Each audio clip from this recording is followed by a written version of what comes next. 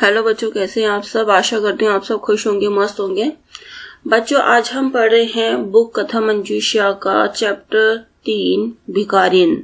वह अंधी भिखारिन मंदिर के दरवाजे पर जाकर बैठ जाती। लोग दर्शन करके बाहर निकलते तो अपना हाथ फैला देती और विनम्रता पूर्वक कहती, बाबूजी, अंधी पर दया कर दो। आने जाने वाले दयालु व्यक्ति 2-4 पैसे उसके हाथ पर रख ही दिया करते। स्त्रियां भी उसके पल्ले में थोड़ा बहुत अनाज डाल ही दिया करती। सुबह से शाम तक वह इसी प्रकार मंदिर के बाहर हाथ फैलाए बैठी रहती थी।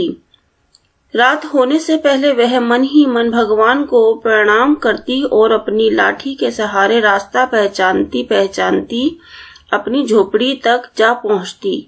उसकी झोपड़ी नगर से बाहर थी। रास्ते भर लोगों से याचना का यह क्रम जारी रहता। झोपड़ी तक पहुंचते पहुंचते उसे 2-4 पैसे और मिल जाते। मतलब जब वो मांगती कि बाबूजी कृपा कीजिए, या जैसे भिखारी लोग बोलते हैं पैसे मांगने के लिए, तो वो ये सब बोलती। जैसे ही वह अपनी झोपड़ी के पास पहुंचती, लगभग 10 वर्ष का एक लड़का उछलता कूदता आता और उससे चिपट जाता। अंधी टटोल कर उसके माथे को चूमती। टटोलना मीन्स जैसे अंधे इंसान देखते नहीं है, लेकिन जब वो सामने जैसे अपने बच्चों को कैसे पहचानते हैं, उनको छूकर उनकी आईज, उनकी नोज, मतलब अपने हाथों से उनको छूते हैं, उसको क्या बोलते हैं, टटोलना। उसी तरह वो भी करती थी और अपने बच्चे को प्यार करती थी। बच्चा कौन है, किसका है, कहाँ से आया है, यह बात किसी को भी नहीं पता थी। 5 वर्ष पहले तक वह अकेली ही रहती थी। फिर एक शाम एक लड़के के साथ उन्होंने उसे देखा। जो लोग थे वहां पे रहते थे, तो उन लोगों ने उसको पहले कभी बच्चे के साथ नहीं देखा था, लेकिन अब वह बच्चा उसके साथ ही रहता था। वह बच्चा रो रहा था। अंधी उसका मुंह चूम चूम कर उसे चुप कराने का प्रयत्न कर रही थी। यह कोई असाधारण घटना तो थी नहीं। वह एक भिखारिन ही तो थी, इसीलिए किसी ने उसे कुछ न पूछा। उसी दिन से यह बच्चा उसके साथ था। वह उसको अपने से अच्छा खिलाती पिलाती। उसके कपड़े भी अंधी से अच्छे होते। अंधी ने अपनी झोपड़ी में एक हांडी गाड़ रखी थी। हांडी मीन्स मटका, जो मिट्टी का बर्तन होता है। तो उसको जमीन खोदकर उसके अंदर घड़े को डालकर संध्या समय जो कुछ पैसा मांग कर लाती, उसमें डालकर किसी वस्तु से ढक देती। खाने के लिए अन्न काफी मात्रा में मिल ही जाता था। मतलब वो जो पैसा लाती थी वो तो उस मटके में डाल देती थी जो उसने जमीन में खोद के दबा रखा था। और जो खाने पीने की चीजें होती थी, लोग उसको वैसे ही दे दिया करते थे, अनाज डाल दिया करते थे। उसमें से पहले बच्चे को खिलाती, फिर स्वयं खाती। पहले वो बच्चे को खिलाती थी, बाद में खुद खाती थी। रात को बच्चे पर पूरी ममता उड़ेल कर उसे अपने पास सुलाती।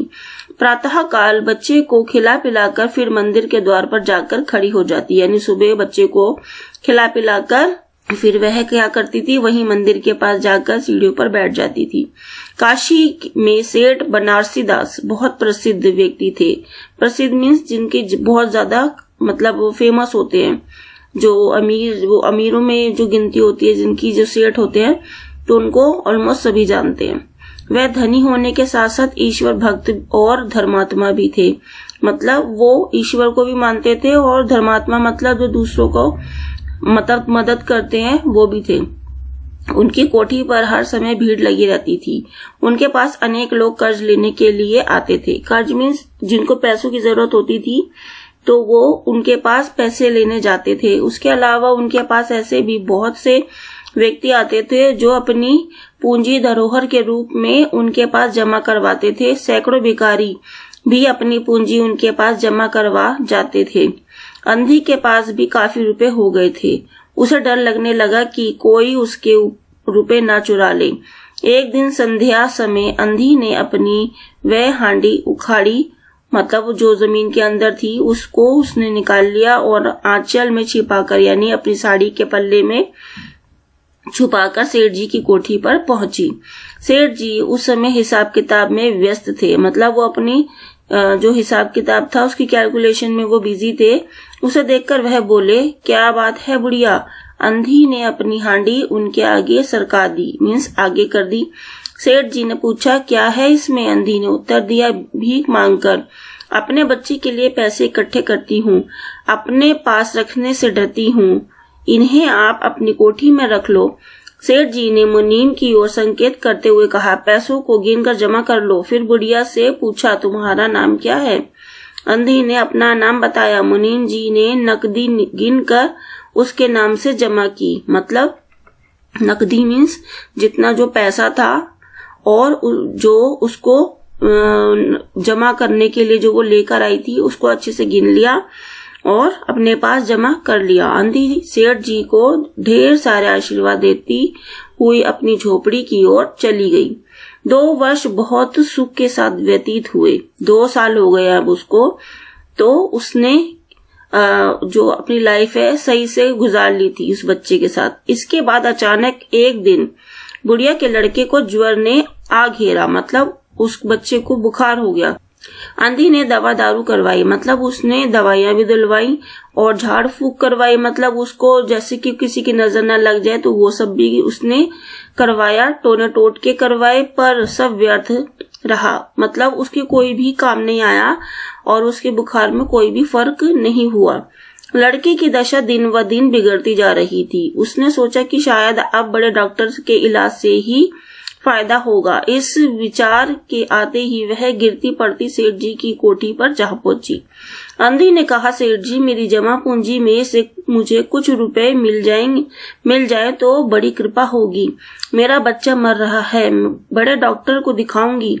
सेठ जी ने कठोर स्वर में कहा, मतलब बहुत रूड होके उन्होंने उसको बोला, कैसी जमा पूंजी, कैसे रुपए, मेरे पास तुमने रुपए कब जमा किए थे।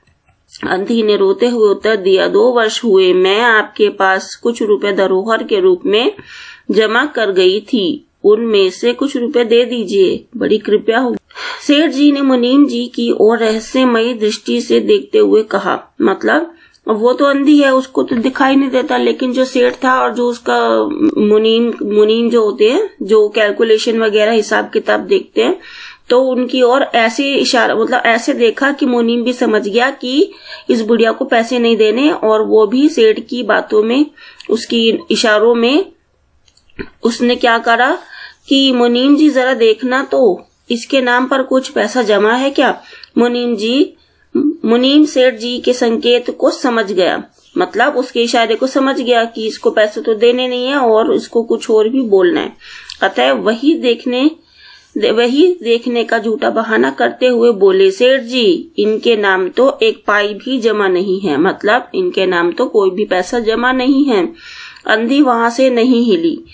उसने रो रो कर कहा, सेठ जी, परमात्मा के नाम पर कुछ दे दीजिए, मेरा बच्चा जी जाएगा, मतलब मेरा बच्चा बच जाएगा, मैं जीवन भर आपके गुणगान गाऊंगी। परंतु पत्थर दिल सेठ जी का दिल ना पसीजा, मतलब उस सेठ को कोई फर्क नहीं पड़ा। उसने बहुत रिक्वेस्ट की, बहुत रोई, लेकिन वो सेठ उसको पैसे नहीं देना चाहता था। सेठ जी ने क्रोध होकर उत्तर दिया, अब तो यहाँ से जाती है या अपने नौकर को बुलाऊं। अंधी लाठी टेक कर खड़ी हो गई और सेठ जी की ओर मुंह करके बोली, अच्छा भगवान तुम्हें बहुत दे, मतलब तूने जो छल किया है उसके साथ, बुढ़िया के साथ, तो इसका सिला भगवान तुम्हें देगा।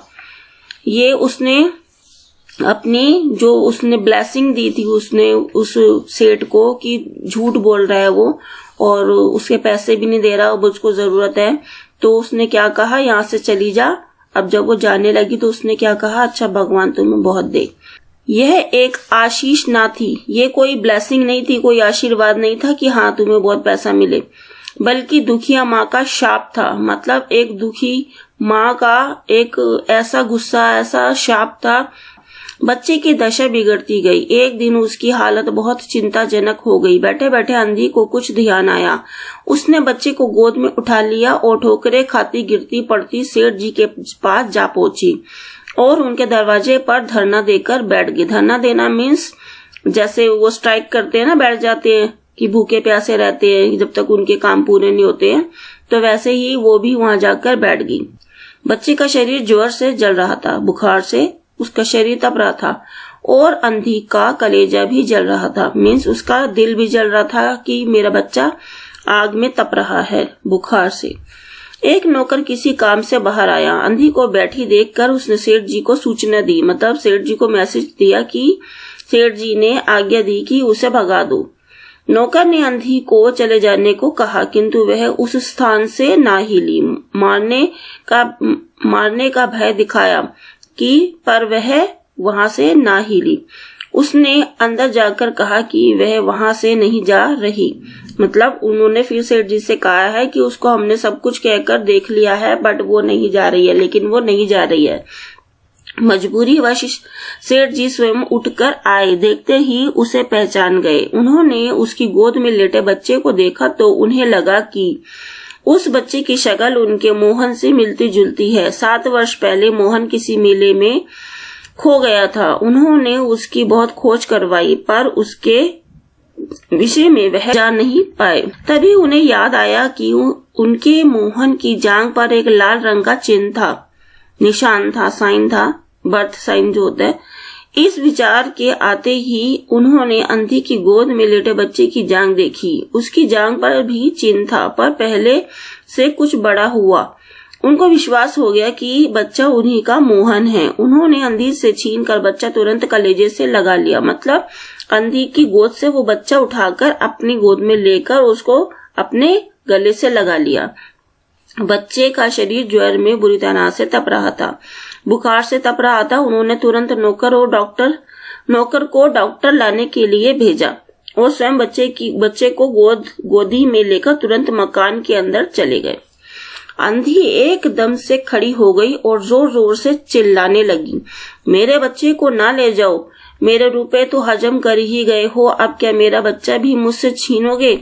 सेठ जी बच्चे की दशा के कारण पहले से ही चिंतित थे। वह बोले, बच्चा मेरा है, यही एक बच्चा है मेरा, 7 वर्ष पहले कहीं खो गया था, अब मिला है, अब मैं तुम्हें इसे ना दूंगा। मैं लाख यत्न करके भी इसके प्राण बचाऊंगा। अंधी ने पागलों की तरह जोर जोर से ठहाके लगाए, तुम्हारा बच्चा है इसीलिए लाख यत्न करके भी इसके प्राण बचाओगे, और मेरा बच्चा था तो इसे मर जाने देते, क्यों? यह भी कोई न्याय है? इतने दिनों तक खून पसीना एक करके इसको पाला है, मैं इसे अपने हाथ से नहीं जाने दूंगी। सेठ जी परेशान हो उठे, उनसे कुछ करते धरते नहीं बना। कुछ देर वहीं मौन खड़े रहे, मतलब चुपचाप खड़े रहे, फिर मकान के अंदर चले गए। अंधी कुछ समय तक खड़ी रोती रही, फिर वह भी अपनी झोपड़ी की तरफ चल दी। दूसरे दिन सुबह कुछ प्रभु की कृपा हुई या दवा ने अपना असर दिखाया और मोहन का ज्वर उतर गया। होश आने पर उसने आंखें खोली तो वह बोला, माँ। सेठानी ने आगे बढ़कर उसे गले लगाया। अपने चारों तरफ अपरिचित चेहरे देखकर उसने फिर से अपनी आंखें बंद कर ली। मतलब जब उस बच्चे को होश आया, उसका बुखार उतरा तो उसने आंखें खोली, तो उसने जब अपने आसपास अनदेखे चेहरे देखे जो उसने कभी देखा नहीं था उन लोगों को, तो वो क्या हो गया, एकदम से डर गया और उसने अपनी आंखें फिर से बंद कर ली। उस समय से फिर उसका ज्वर बढ़ने लग गया। अब उसे फिर दोबारा से बुखार चढ़ने लग गया। वह आंखें बंद किए भी माँ की रट लगाए हुए था। डॉक्टरों ने जवाब दे दिया, अब डॉक्टरों ने भी उसको जवाब दे दिया है कि अब इसका बचना मुश्किल है। सेठ जी के हाथ पांव फूल गए, मतलब वो बहुत डर गया। चारों ओर अंधेरा ही अंधेरा दिखाई देने लगा। क्या करूं, एक ही बच्चा है, इतने दिनों बाद मिला भी तो मृत्यु इसे अपने चुंगल में दबा रही है। मतलब इतने टाइम बाद मेरा बच्चा मिला भी है तो किस हालत में, इसे कैसे बचाऊं? सेठ जी ने सोचा। सहसा उनको अंधी का ध्यान आया। एकदम से उनको क्या ध्यान आया? अंधी का। पत्नी को बाहर भेजा कि यदि वह अंधी अभी भी द्वार पर बैठी है तो आदर से उसे मना कर अंदर ले आओ।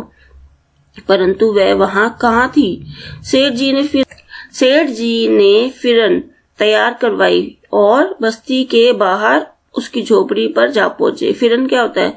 जैसे वो बग्गी टाइप होता है ना, जैसे पहले के टाइम पे सेठ लोग बग्गियां वगैरह होती थी और उस पे बैठ के जाते थे। उसे फिरन बोलते हैं।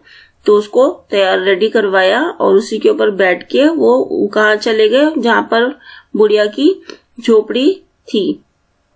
झोपड़ी बिना द्वार के थी, मतलब झोपड़ी में कोई दरवाजा वगैरह नहीं था। उन्होंने देखा अंधी एक फटे पुराने टाट पर पड़ी है, मतलब एक ऐसे बोरा सा होता है फटा पुराना, उसी पर वो लेटी हुई है। उसका शरीर भी अग्नि की तरह जल रहा था। अब बुढ़िया को भी बुखार था।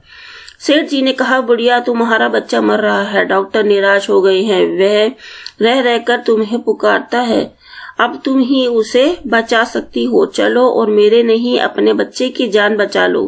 अंधी ने उत्तर दिया, मरता है तो मरने दो, मैं भी मर रही हूँ, हम दोनों स्वर्ग में फिर से माँ बेटी की तरह मिल जाएंगे।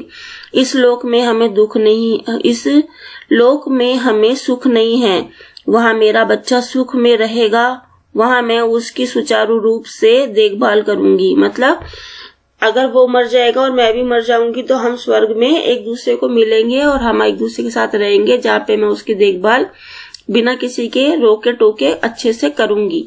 वो ये सब बातें किसको बोल रही है? सेठ जी को बोल रही है। सेठ जी रोने लगे। उन्होंने आज तक किसी के सामने सिर ना झुकाया था, किंतु इस समय अंधी के पांव में गिर पड़े और रो रो कर कहने लगे, ममता की लाज रख लो। मतलब जो माँ होती है अपने बच्चों को दुखी नहीं करती, दुखी नहीं देख सकती, इसीलिए वो ये सब बातें बोल रहा है। आखिर तुम भी उसकी माँ हो, चलो तुम्हारे चलने से वह बच जाएगा। ममता शब्द सुनकर अंधी व्याकुल हो उठी। मतलब उसने जो ये शब्द सुना तो वो क्या हो गई, परेशान हो उठी। उसने तुरंत कहा, अच्छा चलो। सेठ जी उसे सहारा देकर बाहर लाए और फिरन पर बिठाया, जो बग्गी थी उस पर बिठाया। फिरन घर की और तेज गति से दौड़ने लगी। मतलब अब वो स्पीड से चलाकर वो अपनी कोठी के पास ले गए। कोठी आने पर सेठ जी ने अंधी को सहारा देकर उतारा, अंदर ले जाकर उसे मोहन की चारपाई के समीप खड़ा कर दिया। अंधी ने मोहन के सिर पर हाथ फेरा। मोहन पहचान गया कि यह उसकी माँ का हाथ है। उसने तुरंत नेत्र खोल दिए और उसे अपने समीप पाकर कहा, माँ तुम आ गई। अंधी ने स्नेह से भरकर उत्तर दिया, हाँ बेटा, तुम्हें छोड़कर कहाँ जा सकती हूँ। अंधी भिखारिन बुढ़िया मोहन के सिरहाने बैठ गई और उसका सिर अपनी गोदी में रख लिया। मोहन को बहुत सुख अनुभव हुआ और उसकी गोद में सो गया।